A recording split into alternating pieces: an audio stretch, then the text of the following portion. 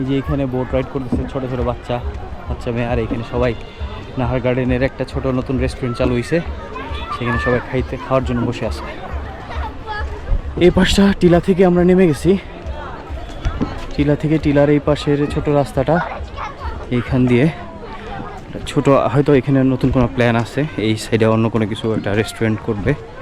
এদিক দিয়ে ঘোরার প্লেস তৈরি হয়েছে, আগে এদিক দিয়ে বন্ধ ছিল, এই জায়গাটা বন্ধ ছিল।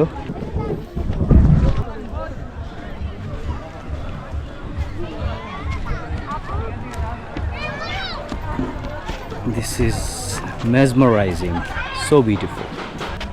আম গাছ আছে, এখন আম ধরে না, এইভাবে ছোট ছোট আছে, অল্প কিছুদিন পর এটার সাইজ বড় হয়ে যাবে।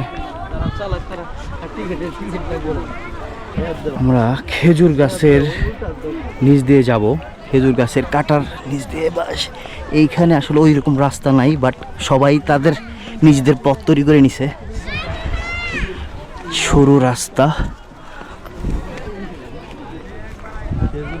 আমরা এই পথ দিয়ে একটু আগে আসলাম, ওইভাবে এখানে রাস্তা তৈরি করা হয় না, বাট খেজুর গাছের নিচ দিয়ে সরু পায়ে হাঁটা পথ আছে, এইখান দিয়ে সবাই আসতেছে। এই পাশটাতে সব খেজুর গাছ দিয়ে ভরা।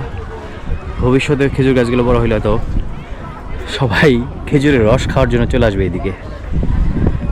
সবচেয়ে প্রাণ জুড়াইতেছে শীতল বাতাসে